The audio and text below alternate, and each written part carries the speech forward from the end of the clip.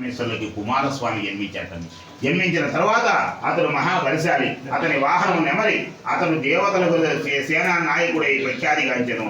అప్పుడు ఒకనాడు దేవతలు మునులు కూడా పరమేశ్వరుడు సేవించి విఘ్నములకు ఒకరిని ఆధిపత్యంగా వసించమని ప్రార్థించరి.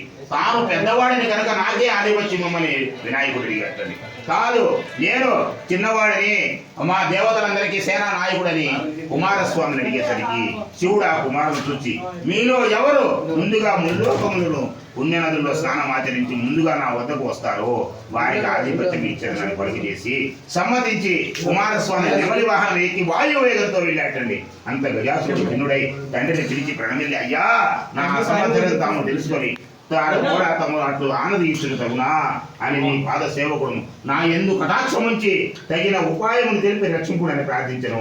మహేశ్వరుడు దయాళుడై ఒక్కసారి నారాయణ మంత్రాన్ని జపించిన ముల్లోకాలలో స్నానమాచరించి నా దగ్గరికి వచ్చామనుకో, అందరికంటా ముందుగా ఆధిపత్యాన్ని వసిస్తానని చెప్పగానే ఆ విధంగా చేయగానే ముందుగా నదులు అన్నిటికంటే ఆ వినాయకుడు ఆ గజాననుడు ముందుగా వెళ్ళి స్నానం ఆచరించి నారాయణ అని తల్లిదండ్రులకు వచ్చేసరికి ఆ తర్వాత కుమారస్వామి నెమలి వాహనం ఎక్కి లేటుగా వచ్చేసరికి చివరికి అన్నదమ్ములు ఇరువురు కూడా వాదోపవాదాలు జరిగిన తర్వాత తన యొక్క ఆధిపత్యాన్ని అన్నగారికి ఇమ్మని ఆ యొక్క గజానుడికి ఇమ్మని కుమారస్వామి చెప్పగా ఆ పార్వతీ పరమేశ్వరులు కూడా ఇరువురు కూడా సంతోషించి ఆ విధంగా కూడా ఆ యొక్క గజానుడికి ఆ దేవతల యొక్క ఆధిపత్యాన్ని